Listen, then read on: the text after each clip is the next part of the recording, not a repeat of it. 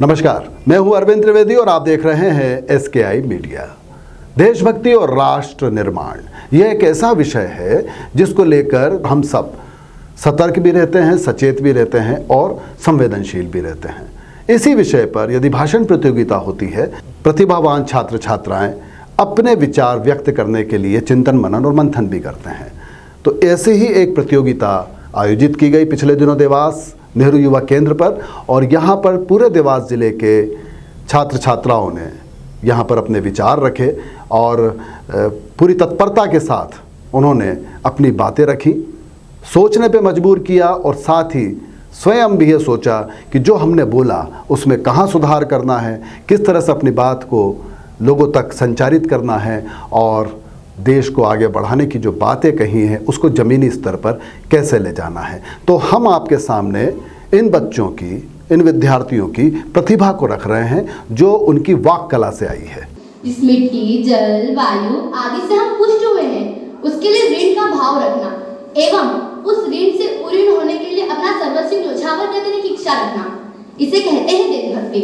महोदय, यदि कोई मुझसे पूछता है क्या है देशभक्ति, तो मुझे याद आती है श्री रामावतार त्यागी जी की वह पंक्तियां जिसमें उन्होंने कहा, तन समर्पित मन समर्पित यह सारा जीवन समर्पित, तन समर्पित मन समर्पित यह सारा जीवन समर्पित, चाहता हूँ देश की धरती तुझे कुछ और भी दूं। अब यदि हम बात करें राष्ट्र निर्माण की, तो राष्ट्र निर्माण एक अवधारणा है। आज इस सभा में मुझको, हम सबको मिलकर विचार करना होगा, अपने आप से पूछना होगा कि देशभक्ति है क्या।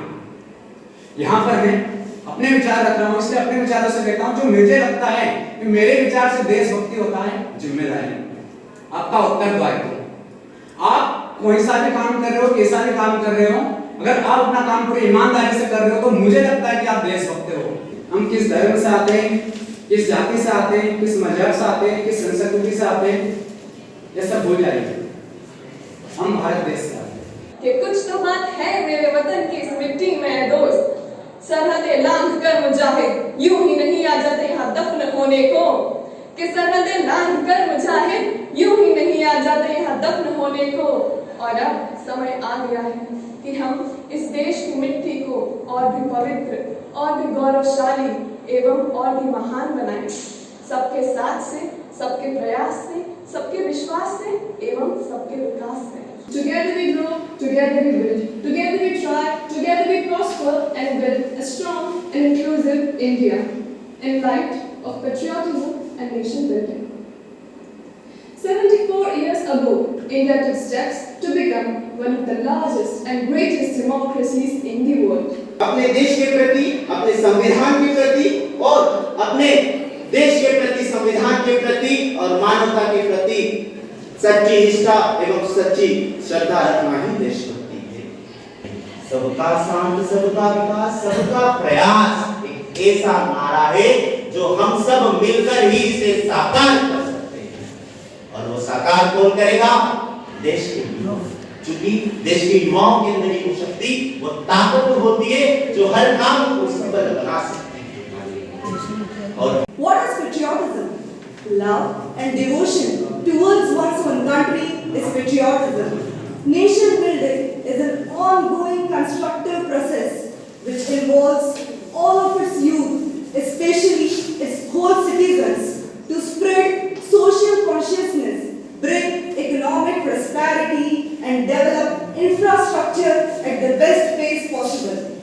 If I talk about global scenario, year 1789 iron holds heroic importance in history of mankind because that year gave us a slogan, liberty, equality and fraternity, through a concept called French Revolution, which not only revolutionized lives of people of France but whole of mankind and thus strengthened patriotism. Turning point in history of nation building was American War of Independence. If I talk about Indian school of thought, in Ramayana, Rama clearly said, Janani Janmabhumishya Swargadapi Gariyasi. My mother and my motherland are even greater than heaven.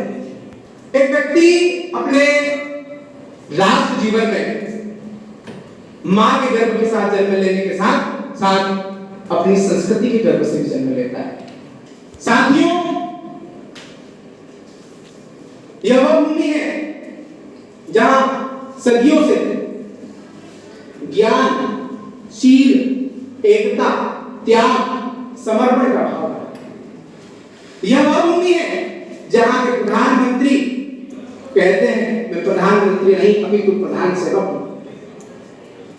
उनका धर्म है India first और उनका धर्म ग्रंथ है भारतीय संविधान।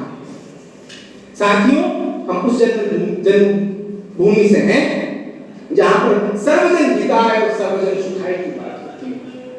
मेरे गौरव को एक प्रश्न चिन्ह सा लग जाता है। कैसे संभव हुआ राष्ट्र का अनावरण? कैसे संभव हुआ राष्ट्र में अनगिनत उपलब्धियों का पदार्पण? इसका महज एक ही उत्तर मेरे सामने आता है, राष्ट्र प्रेम। जी हाँ महोदय, राष्ट्र प्रेम राष्ट्र के प्रति सिर्फ भक्ति या भावना को चरितार्थ करने वाला प्रेम नहीं, परंतु अंतिम शब्द तक बैठे हुए व्यक्ति तक लाभ को पहुंचाना है, क्योंकि गांधी से लेकर अंबेडकर तक ने विकास की परिभाषा यही मानी थी कि अंतिम पंक्ति तक बैठे व्यक्ति तक लाभ पहुंचे। के लौट आया बुने माँ, दूध का कर्ज चुकाना था, मैं लड़कों और सकता था हिंद सीमा बचाने को, मैं फिर भी राम आया हूँ, मिट्टी का कर्ज चुकाना था। सही सही की माँ बोलती है ये मेरा लाल आया है, मेरा सम्मान आया है, खून तेरा बहा तो क्या दूध मेरा आया है, कि अब मैं क्या करूं किससे कहूं, हो तिरंगे में लिपट कर मेरा हिंदुस्तान आया है। महोदय, मैं एक बहुत ही छोटे से गांव से हूँ और मैंने वहाँ बहुत समय से काम किया है। हम देखते हैं कि कोरोना जैसे भीषण काल में जब हमने इतना ज्यादा पेंडेमिक देखा, हमारे आंखों के सामने ना जाने कितने ही लोग मृत्यु के ग्रास में जा रहे थे, उस समय समूचा भारतवर्ष एक साथ इस महामारी के विरोध में खड़ा हुआ। हम देखते हैं कि उस समय को हम कहते हैं कि हमने सबका साथ दिया। पूरा भारतवर्ष जब दीप प्रज्वलन करके विश्व रिकॉर्ड बनाता है, मात्र एक प्रधानमंत्री के आह्वान पर जब पूरा समूचा भारतवर्ष खड़ा हो जाता है, जिनसे ये साबित होता है कि भारत एकता के सूत्र में आज भी बंधा हुआ है।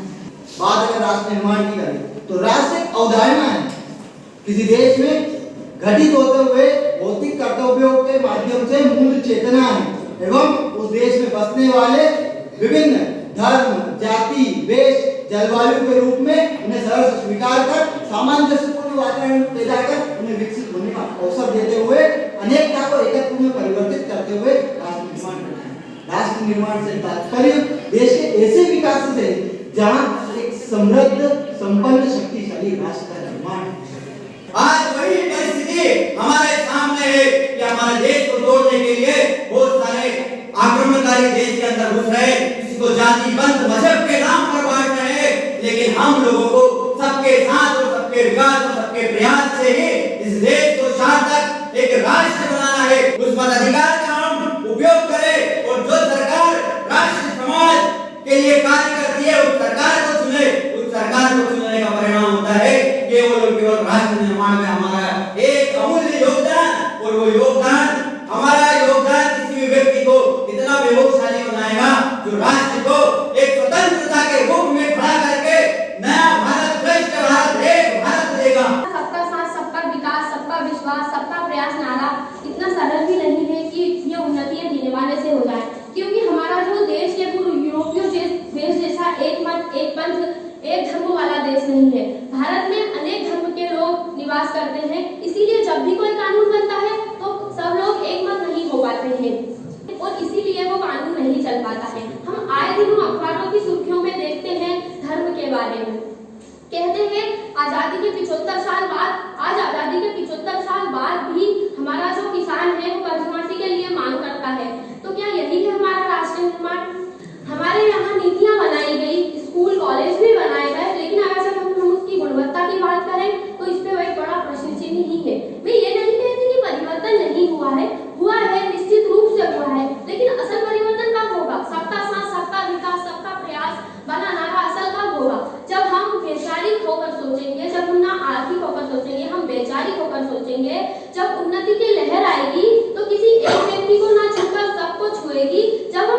बाजार से नहीं व्यापार से जुड़ेंगे, जब हम विरोध के नाम पर सरकारी चीजों को जलाना बंद कर देंगे, जब होगा हमारा असल राष्ट्र निर्माण। Patriotism cannot be achieved or nation building cannot be achieved without having a sense of patriotism among the citizens. We are lacking humanity. यहाँ इंसान को डस रहा है और बिल में बैठकर सांप हंस रहा है। In India, a black cat passing by the road can stop hundreds of people, while a red light can't. One side we fight about fundamental rights, but nobody bothers about fundamental duties. One side we want 100% literacy rate, but we are okay ordering Chotu to bring a cup of tea. One side we want 24/7 water supply, electricity, free Wi-Fi, but when it comes to paying taxes, we disappear. And then we blame government, media, and even God. We always ask what the nation has done for us, but we never ask what we have done for the nation. Now coming to what we can do. First thing that comes to my mind is the mindset of youngsters. We need to focus on shaping the mindset of youngsters. Dr. APJ Abdul Kalam said that the greatest strength of our nation is the youth. So all the young people out there, we must come together and participate in contributing our nation building. Nehru युवा केंद्र के तत्वाधान में यह आयोजन हुआ। Collaboration agency की भूमिका एनएसएस की रही।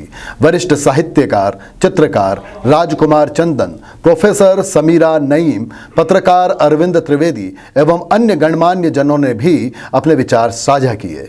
इस तरह के कार्यक्रम पूरे देश में आयोजित किए जा रहे हैं। एसकेआई मीडिया की कोशिश है कि युवाओं की विचार शक्ति डिजिटल मीडिया के द्वारा अन्य जिलों के युवाओं तक भी पहुंचे। इसके लिए जरूरी है कि इस कार्यक्रम को आप शेयर करें। प्रतियोगिता का प्रथम पुरस्कार शिवानी महाजन, द्वितीय पुरस्कार आर्यश्री सोलंकी और तीसरा पुरस्कार मृगांशी नाथ को मिला। सभी प्रतियोगियों को प्रोत्साहन स्वरूप प्रमाण पत्र भेंट कर शुभकामनाएं प्रदान की गईं।